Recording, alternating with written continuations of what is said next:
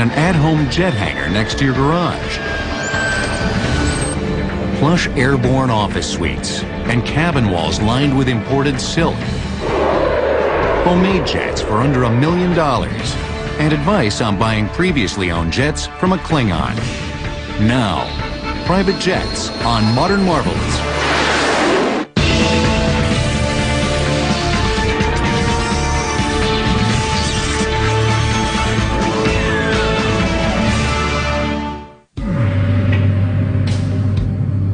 When it comes to jets, there are always those who are driven to leave the beaten path, who seek to own the unique, the unusual, the exclusive one and only.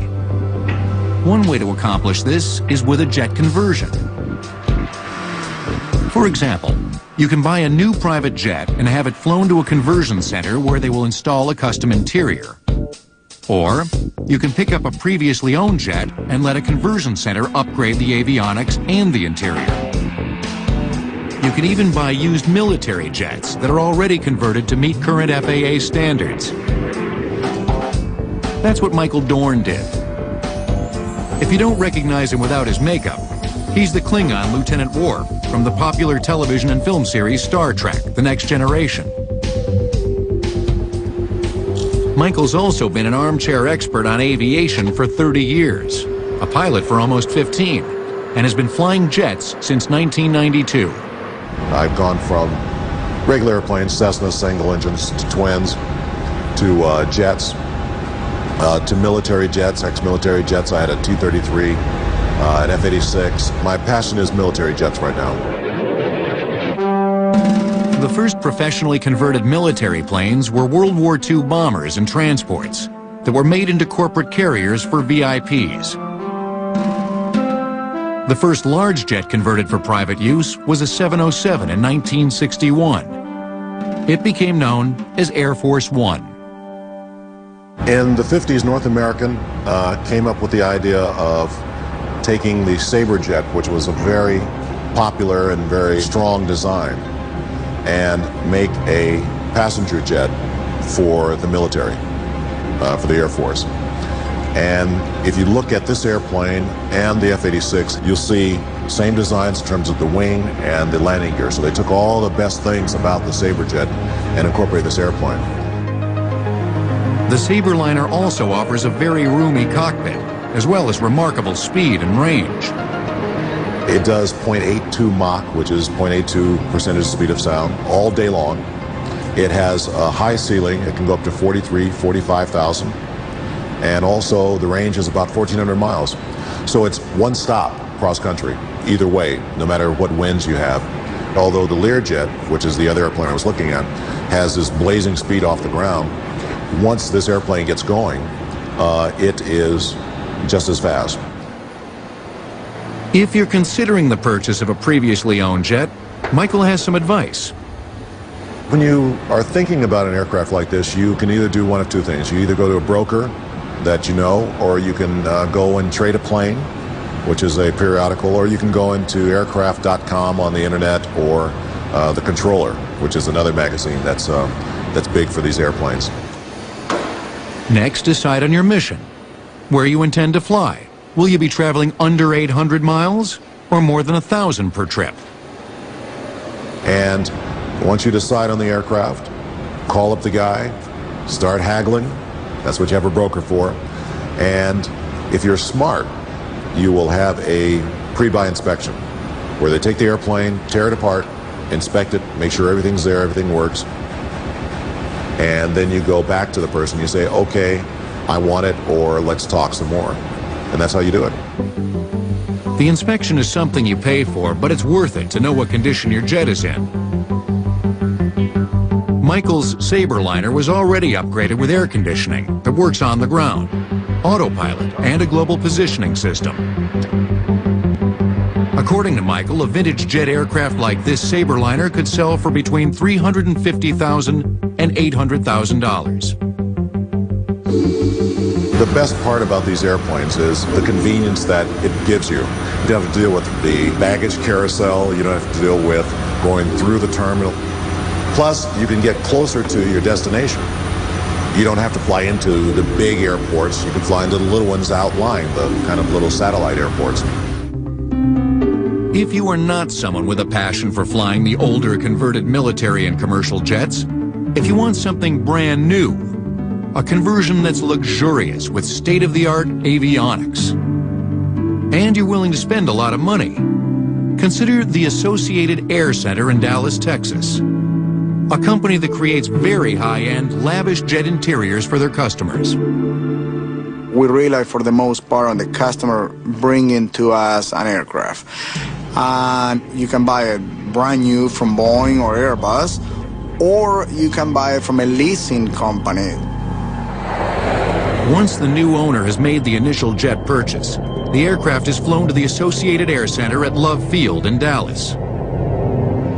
We have done what we call the nose-to-tail conversions, in which we take a regular airliner, which already comes with lavatories and galleys and sidewalls and bins and so forth, and then we upgrade it.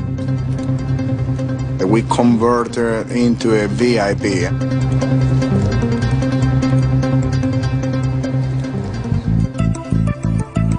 This is where you will give your Boeing BBJ or Airbus ACJ the royal treatment, as the Associated Air Center guides you through the decision process. First, you get a reading from the customer. What do you want your aircraft for?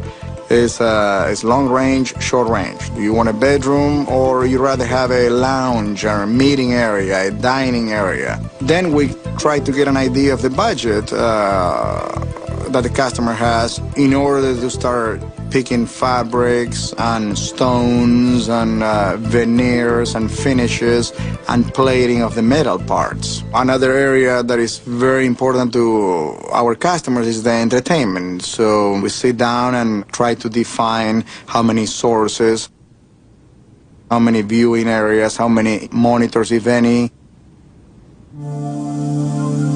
Ron Tudor, president of the Tudor-Saliba Corporation, an international construction company, wanted an elegantly outfitted Boeing BBJ to use for both his family and his business. He sent his jet to the Associated Air Center. The engineers and designers turned the BBJ's empty interior into a luxurious airborne home for a family of 4 that could also double as an airborne office, conference room, and hotel suite.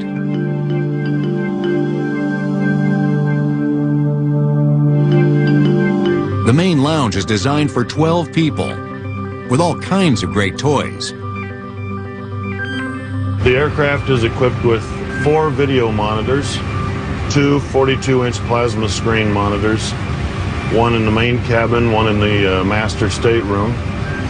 Videos via DVD or VHS are available. You can watch 2 separate videos at any time.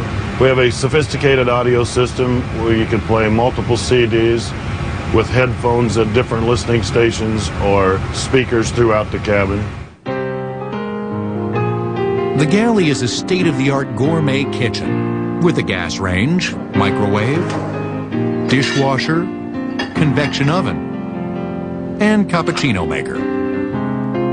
And a flight attendant who also happens to be a first-rate chef. Between the main lounge and galley is a marble wet bar that's fully stocked. Then right behind it has a guest lavatory and what we call a kids room for the principal's children. And then the master suite with has a big bedroom and a big lavatory with a shower. So it's set up more like a home, away from home. In my 9 years with the company and 30 years in the business, I don't recall ever doing 2 airplanes alike. And basically that's what people are looking for, the exclusive, the personal touch. The cost of this type of conversion will run between $12 and $15 million. But if you don't happen to have the price of a new BBJ and another $15 million for the custom interior, consider a do-it-yourself jet. At Maverick Air in Fremont, Colorado, they're hard at work creating a twin-jet aircraft you can build from a kit, with an estimated range of about 1,000 miles. It will cruise at a maximum speed of 440 miles per hour.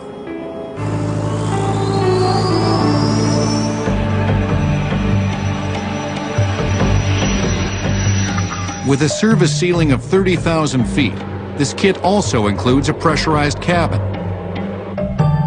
If you're looking to build your own jet, plan on spending in the neighborhood of $650,000, depending on who assembles it. Previously owned and kit-built jets open the jet ownership market to a broader range of consumers.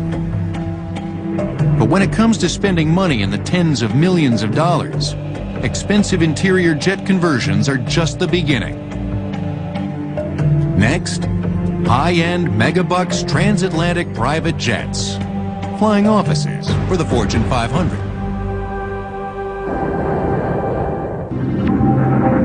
When it comes to high-end business jet travelers, there is a new must-have: private jets the size of giant commercial airliners. These office suites in the sky are capable of traveling across whole continents and oceans without refueling. The most popular are built by Boeing, Bombardier, Gulfstream, and Airbus. Some of these companies won't even discuss price, unless you're a serious buyer. But figure these aircraft will cost anywhere between $35 to $50 million. So, who buys these lavish airborne corporate suites? And are they worth it? I think there's a myth about who really owns these aircraft. First of all, most celebrities, unless the very select few, don't own these aircraft. They use them. They're either provided by agents or owners or studios to get people around. The real owners and operators of these aircraft are people that run large and mid-sized corporations who have many business interests that need to get around. Heads of state are also among the clientele. In the late 1990s, Kuwait Airways bought 3 Gulfstream 5s for that country's senior government officials. A Gulfstream 3, or C-20, was assigned to General Norman Schwarzkopf at the beginning of Desert Shield, which became Desert Storm. It was given to him on a 24-hour-a-day, 7-day-a-week basis. It became his flying office, his command center, and the best way for him to communicate with the military leaders and advisors of all of the Mideastern countries.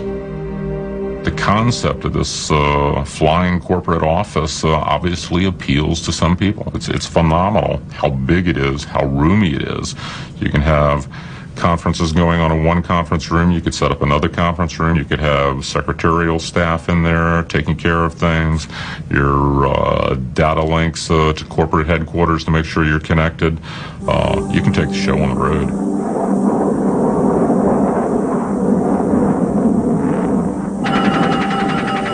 That road might be an airborne highway that takes a top management team from Los Angeles all the way to Paris, London, or Rome, or from New York to Tokyo, non-stop. The first of these super long-range business aircraft to hit the market was the Gulfstream 5 in 1997. The Seagram Company was its first customer. The G5 was followed by Bombardier's Global Express, then the Boeing business jet. The European-manufactured Airbus A319 corporate jetliner became available in late 1997. The Airbus corporate jet is comparable in size, function, and price to the BBJ. Although with 6,000 cubic feet of living space, it is a bit larger. But there are other differences, like its Category 3B all-weather landing system, used for low-visibility landings, 50-meter runway visual range, an important operational capability that's not found on many commercial airliners or corporate jets. The Boeing Business Jet, or BBJ, is a deluxe version of its 737 commercial jet, designed especially for corporate and VIP clients. Inside the cabin, there are 807 square feet of floor space, larger than some apartments. To expand the range on the Boeing Business Jet, they've added winglets.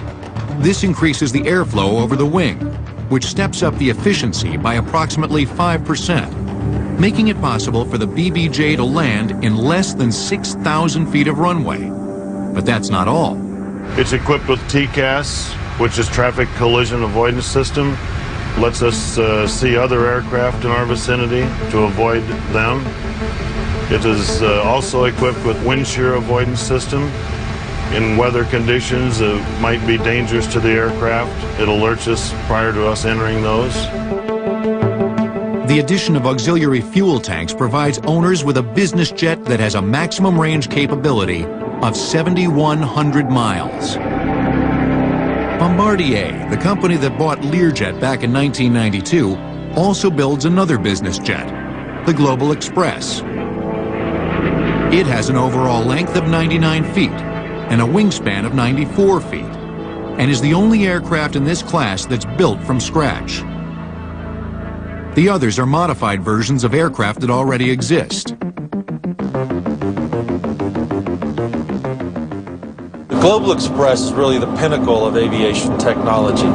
It's got triple redundancy in all of its systems. It's been designed because of its long range to be able to fly over not only the Atlantic but the Pacific Ocean. So it's got to be able to conform to all of the requirements for extended range operation of a two-engine aircraft over long expanses of water. Triple redundancy is a safety feature that means in the event of a failure of any system, there's always a backup of two systems so that the aircraft is able to fly safely and continue on its journey. It's got onboard computers that can help do diagnosis of any technical faults that exist and communicate those automatically to ground stations so that if a repair is required or a part is required, that part can be dispatched or shipped while the aircraft is still en route to its original destination. That technology will enable us to keep people's schedules and trips uninterrupted, even though there will be some technical problems from time to time. The Global Express also has the highest technology wing in the industry, what it calls a supercritical wing. It's able to be very flexible in flight. So it has a movable leading edge and a trailing edge, which allows it to be very flexible on takeoff and take off at very low speeds. This corporate jet will take off at slightly more than 100 miles per hour, even though it cruises at nearly 600 miles an hour. So as I like to say, the Global Express can float like a butterfly because it's very docile, but can fly at very high speeds because after you take off and climb, it's able to reshape the wing to a very efficient cruising structure. Gets into very small fields very comfortably, needs very little room to land.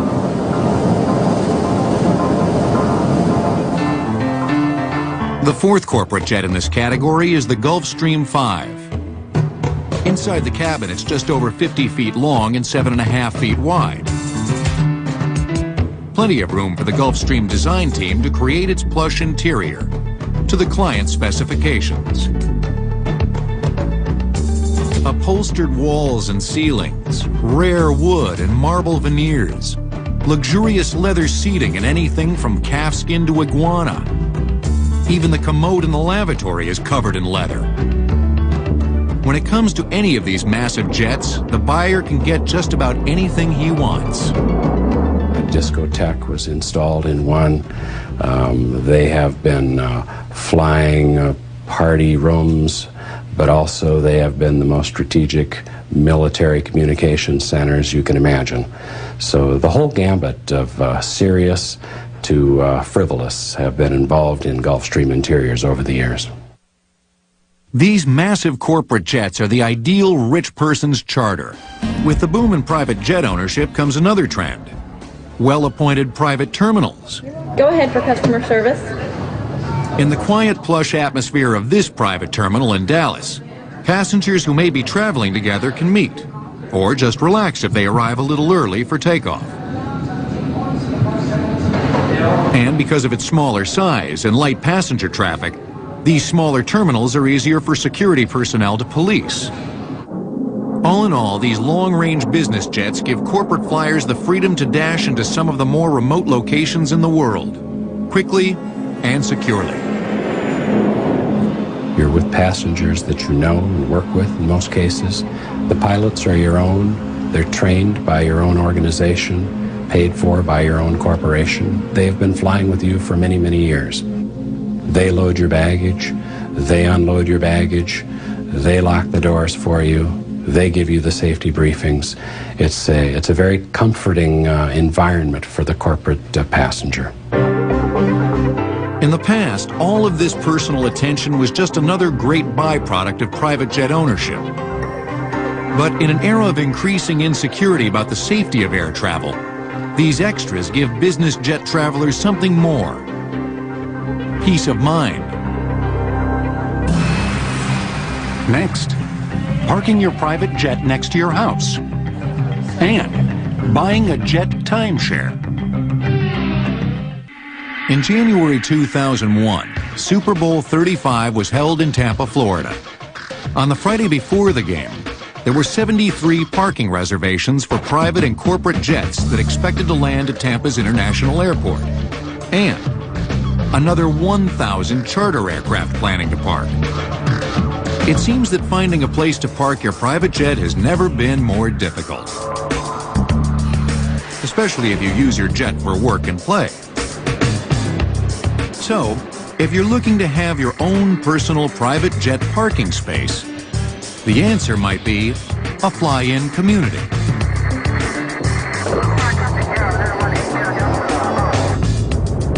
A fly-in community is a place where homeowners have hangars either beside or near their houses, with taxiways that lead to an adjacent airport.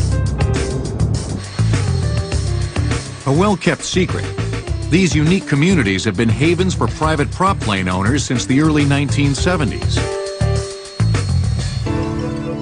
A decade earlier, McKinley Conway, a pilot, aeronautical engineer, and futurist, saw a way to take abandoned military airfields and turn them into residential communities for pilots and their families. In 1969, Conway developed the first total fly-in community near Daytona Beach, Florida, on just such an airfield. Called Spruce Creek, today it has 800 residents, all prop plane owners.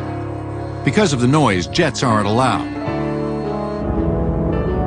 But jet owners are beginning to invade a few fly-in communities, like this one in Pine Mountain Lake, California, just 26 miles west of the entrance to Yosemite National Park.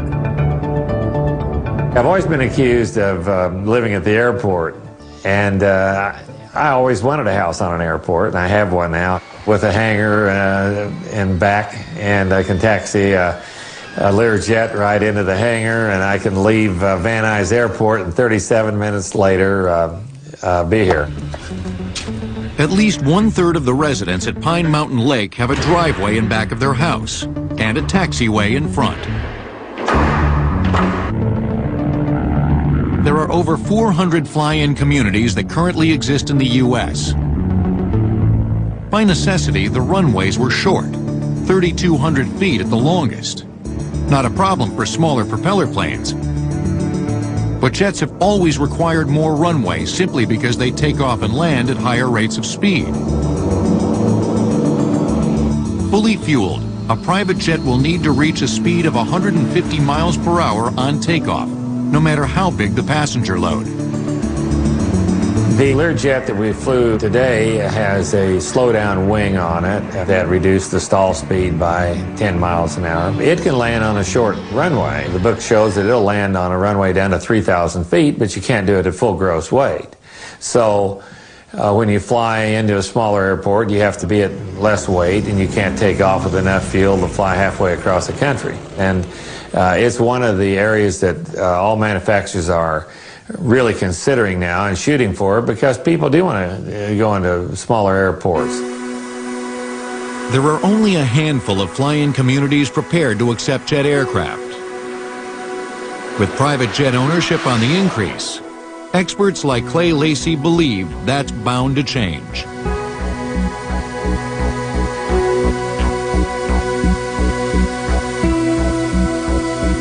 But what if you or your company can't afford your own private jet, let alone a house with its own hangar? There are a few alternatives, like fractional jet ownership. Everyone in the aviation industry says this is, without question, the hottest new idea in air travel. The arrangement works something like a timeshare. Corporations can buy an eighth or a 16th or a quarter share of a very expensive jet, use it 100 hours a year and pay a monthly service fee, and not have any of the flight crew requirements or training or anything else involved with jet ownership. Legendary investment guru and billionaire Warren Buffett believed so strongly in the growth potential of fractional jet ownership that in 1998, Buffett purchased Executive Jet Incorporated and its NetJet's fractional aircraft ownership program. You know, when you get a chance to buy the best company by far and a company in an industry that's going to go gangbusters, I mean, you better sign the check. Surprisingly, this idea has been around for at least 15 years. In 1986, Richard Santulli, the chairman and CEO of Executive Jet, introduced the concept of fractional aircraft ownership.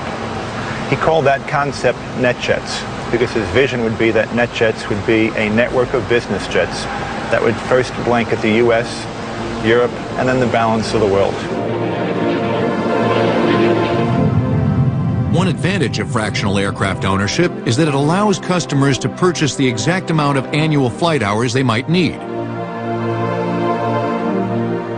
We sit with our NetJet owners as they are evaluating what their flying needs are, and we help them determine, do they need 50 hours a year? Do they need 100 hours a year? Do they need 150 or 200 hours a year? With 12 different aircraft types to choose from, customers get a chance to sample most of the mainstream private jets on the market.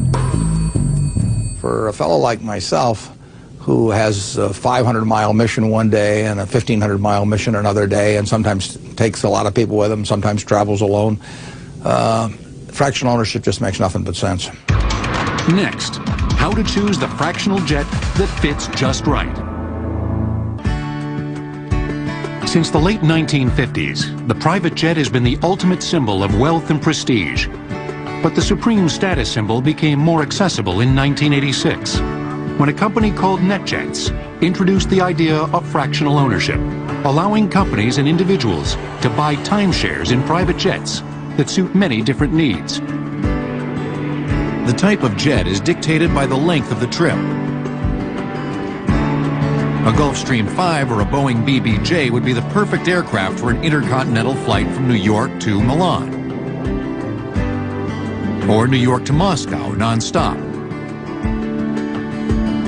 But a trip from Columbus, Ohio to Newark, New Jersey doesn't require an aircraft that's designed for intercontinental travel.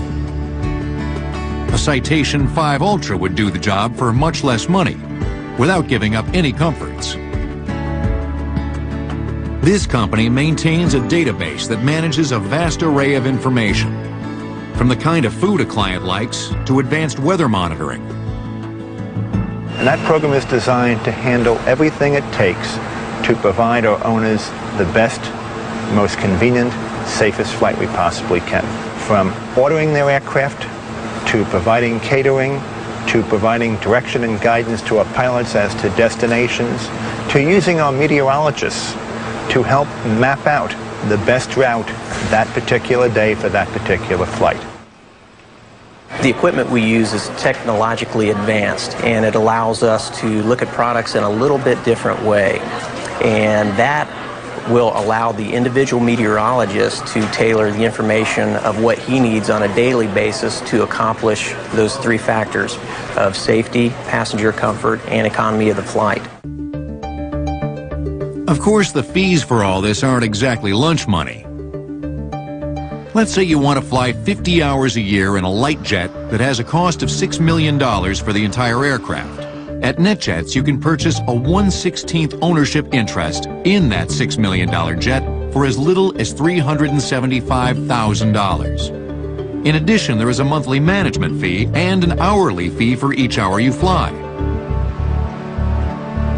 Reasonable catering is included at no additional charge on small and mid-size aircraft. But maybe you aren't quite ready to commit to a timeshare. If that's the case, there's a way to sample all the comforts of a business charter with a minimum of expense. Hi, this is Dan at Skyjet. How can I help you? It's called Skyjet.com. They offer an online service that lets customers buy unused seats on corporate charter flights. You should have that within a half an hour. What Skyjet is a central place using the internet where customers and suppliers of aircraft can come together. Our basic mission is to make using a business jet as easy as it is to book a commercial jet. Trevor Cornwell knew there were close to 1,500 jets all across the country that were available for charter. But nobody knew where they all were at any one time. Time on it. He discovered a way to collect that information and put it into a user-friendly database.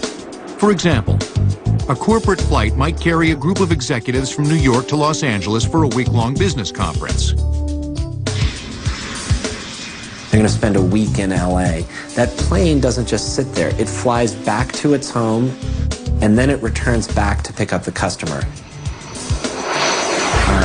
That's the magic place in business jets, because you can actually book a trip on that empty leg or dead leg when the plane is flying back from where it's dropped off a customer. We've set up an auction system where you can go in and you can say, I want to take that LA to New York flight, and this is how much I'm willing to pay for it. If he can't do it for me, I'll the highest bid wins the seat on the corporate jet. That we'll get it in at the same price, if not better. Where are you leaving from? We'll fly down with you. Skyjet.com uses the internet as a supply chain management tool that can pinpoint available seats on business jets all across the country. And we created very simple software which allows a customer to be able to put in to the system, into the internet or through our reservation center, a set of city pairs or an itinerary saying that they want to go from here to there on such and such a date. And then our software generates for that customer a list of the best aircraft available for them.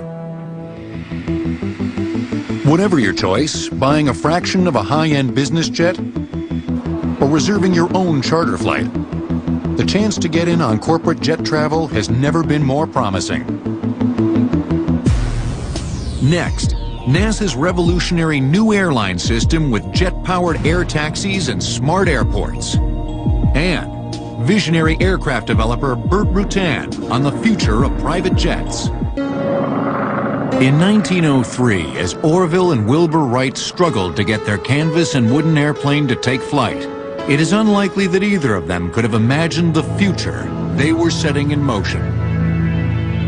Pilotless jets programmed to avoid collisions in the air, as well as to take off and land themselves at smart airports. And hypersonic travel, made possible by air-breathing scramjet technology that plucks the oxygen it needs for combustion right out of the atmosphere. A far cry from today's air transportation system. We've had airliners for roughly 65 years. Airline travel. I believe 65 years from now, we'll look back and say that was kind of a phase that we went through. It worked for the time being. It got initially clumsy, and then it got overtaken by other technologies. Gulfstream has not given up on its dream for a supersonic business jet. They have preliminary designs in the works and are working with major engine manufacturers to find a combination that may be suitable for a corporate business jet. Many people think that we should skip the 1.2 to 1.6 Mach speeds and go right to a hypersonic business jet. A hypersonic aircraft would travel at a maximum speed of Mach 10. That's 10 times the speed that sound waves travel. Or an incredible 7,420 miles per hour. To achieve this, NASA is developing technology for air-breathing engines called scramjets that actually scoop air out of the atmosphere and use it to combust the fuel. For the moment, making the trip from San Francisco to Atlanta or New York to LA in half an hour is little more than a dream for travelers with impossibly hectic schedules. But aircraft companies are looking into it.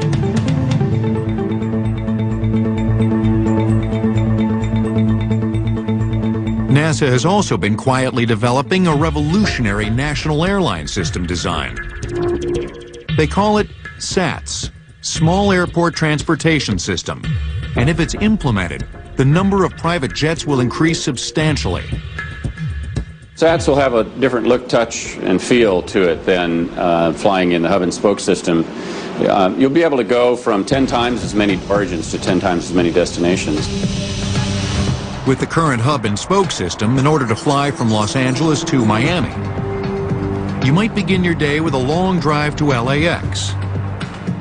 But instead of flying directly to Miami, you might have to change planes in Dallas, Fort Worth, or St. Louis, or even San Francisco, depending upon which airline you choose. That adds even more hours to your travel time. Suddenly, a trip that should take 5 hours is taking 10 or 12. With SATS, you'll be able to fly directly from a small airport near your home or office to a small airport near your destination, saving as much as 5 hours or more. In the beginning, these small airports, which already exist all over the United States, would be served by a fleet of air taxis, small jets making short hops of under 500 miles. In fact, Eclipse Aviation of Albuquerque, New Mexico, is in the final stages of refining and testing its Eclipse 500, a 6-seat entry-level twin jet with a projected selling price of only $838,000. These aircraft will be used to operate air taxi services throughout North and South America. NASA estimates that within 10 years, we'll see a significant change in the way we travel by air. The way SATS would work in the future as we envision it is that you'll open up your cell phone or your digital communicator pocket device. There will be an icon on the screen. So you hit that and the screen will open up and the screen will say, I see that you're in the San Fernando Valley area and the closest airport to you is only about 1.5 miles away. Would you like to leave from there? And a message comes back and says, we can pick you up in 2.5 hours. There are 2 other people who want to go to Grand Rapids.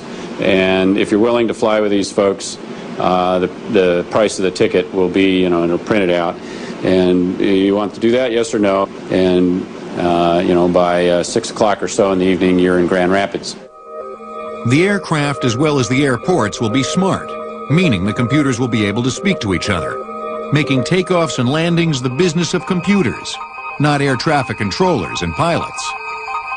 The computer in the airplane knows where you want to go. It actually computes a highway in the sky for you. And that highway in the sky appears on the screen in some form as an intuitive graphic depiction of the flight path you are to follow. And that computation has solved the problems for you associated with where's the weather, where's the traffic, where's the terrain, where are the obstacles, where do I need to go next? The FAA and the American aviation industry are cooperating with this effort. Alaska 96, hold for Delta 10. NASA figures that SATS will reduce transportation times to more communities by half in 10 years, and by 2/3 in 25 years. But the immediate future of private jets may look like this prototype, built and tested by visionary aircraft developer Burt Rutan for Visionaire of St. Louis, Missouri. The aircraft is called the Vantage. We set out to build an aircraft that was both fast, affordable, comfortable, but also one that was environmental friendly. We wanted to make sure that from a sound standpoint, that we could go in and out of small cities, large cities, and not interrupt the people. In order to accomplish this, Visionaire chose a Pratt & Whitney JT15D5 turbofan, or fanjet engine, known for being extremely quiet. They also decided on a single jet engine with dual intakes, rather than twin jets. Jet engines are so reliable that a single-engine business jet would still be many times safer than even a twin-engined airplane that has propellers. For one thing, if you have a single-engine airplane, the FAA requires you to design it so that its stall speed or minimum flying speed is relatively low. And what that means is if you become a glider and you land out in a field somewhere, your chances of survival are very good compared to very poor if you land real fast like a common business jet. While several aircraft companies build their jet's fuselage entirely out of composite materials, the Vantage will be the first all-composite business jet. The composite construction techniques use computer-controlled automated machines to literally weave the structure from individual carbon fiber threads over a composite epoxy honeycomb core. The Vantage's airframe is composed of this material that is then crafted into a seamless fuselage. You can mold this in very large parts, and therefore you don't need all the rivets that you use in other airplanes where you have to use a lot of smaller parts.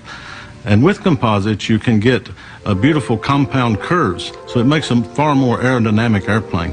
It's really the wave of the future as far as we're concerned in general aviation aircraft. With 6 passengers and 1 pilot, it will have a range of 1,000 miles at a maximum cruise speed of over 400 miles per hour. It will fly up to 41,000 feet, which takes it higher than most weather. And it will land on a runway that's only 2,500 feet long. We feel that there's a tremendous future going forward for private business jet, but also there are going to be personal jets that sell for about half of what this jet does. And as we look to the future, we're going to see many, many thousands of jets built. And in fact, we'll start seeing people trained in jets rather than in propeller aircraft.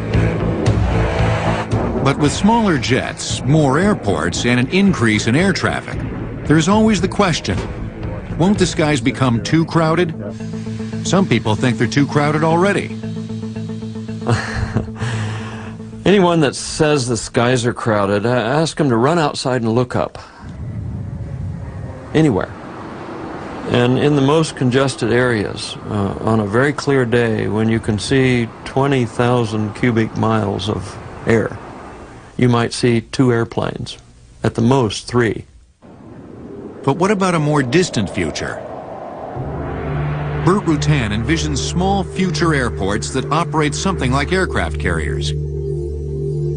Currently, an aircraft carrier wastes the energy from trapping an aircraft as it lands. Rutan believes this energy can be used.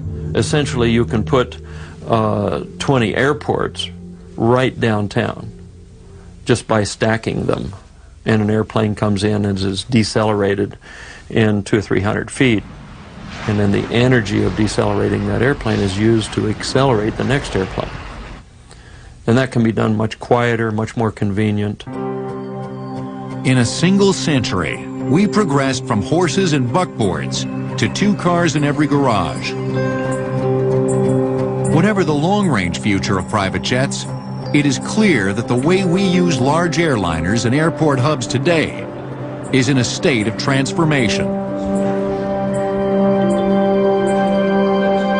Private jet ownership may write the next chapter in our transportation history.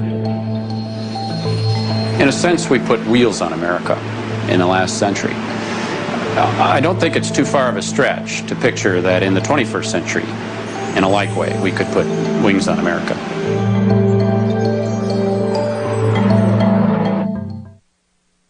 Next on History.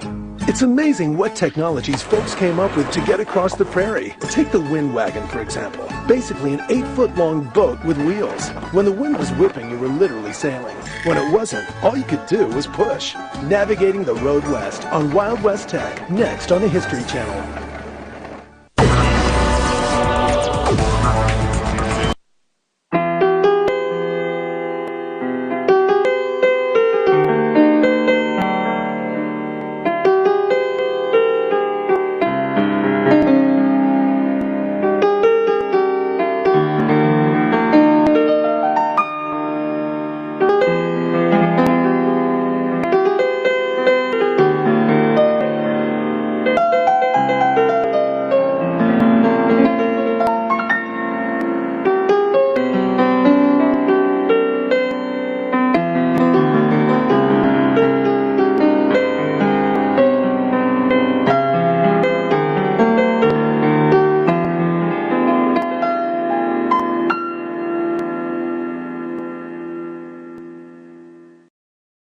F-33, an F-86. My passion is military jets right now.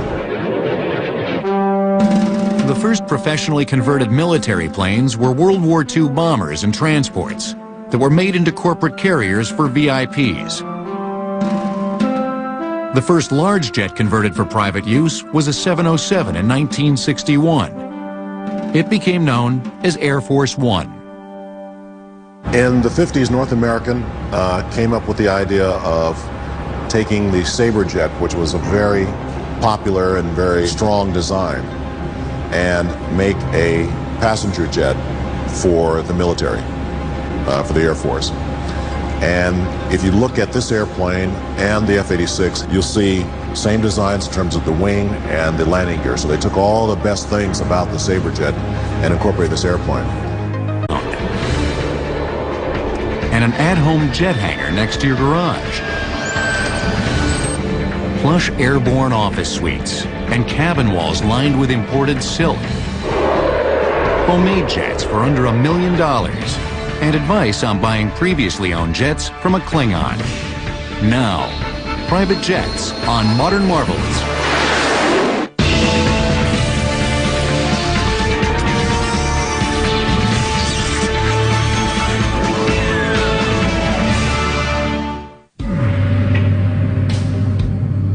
When it comes to jets, there are always those who are driven to leave the beaten path, who seek to own the unique, the unusual, the exclusive, one and only. One way to accomplish this is with a jet conversion. The Sabreliner also offers a very roomy cockpit, as well as remarkable speed and range. It does 0.82 Mach, which is 0.82 percentage speed of sound, all day long. It has a high ceiling. It can go up to 45,000. And also the range is about 1,400 miles. So it's one stop cross country, either way, no matter what winds you have. Although the Learjet, which is the other airplane I was looking at, has this blazing speed off the ground, once this airplane gets going, it is just as fast. If you're considering the purchase of a previously owned jet, Michael has some advice. When you are thinking about an aircraft like this, you can either do one of two things. You either go to a broker that you know, or you can go and trade a plane, which is a periodical, or you can go into aircraft.com on the internet. For example, you can buy a new private jet and have it flown to a conversion center where they will install a custom interior. Or you can pick up a previously owned jet and let a conversion center upgrade the avionics and the interior. You can even buy used military jets that are already converted to meet current FAA standards. That's what Michael Dorn did. If you don't recognize him without his makeup, he's the Klingon Lieutenant Worf from the popular television and film series Star Trek: The Next Generation. Michael's also been an armchair expert on aviation for 30 years, a pilot for almost 15, and has been flying jets since 1992. I've gone from regular airplanes, Cessna single engines, to twins, to jets, to military jets, ex-military jets. I had a T4, the Controller, which is another magazine that's big for these airplanes. Next, decide on your mission. Where you intend to fly. Will you be traveling under 800 miles or more than 1,000 per trip? And once you decide on the aircraft, call up the guy, start haggling. That's what you have a broker for. And if you're smart, you will have a pre-buy inspection where they take the airplane, tear it apart, inspect it, make sure everything's there, everything works. And then you go back to the person, you say, okay, I want it, or let's talk some more. And that's how you do it. The inspection is something you pay for, but it's worth it to know what condition your jet is in. Michael's Sabreliner was already upgraded with air conditioning that works on the ground, autopilot, and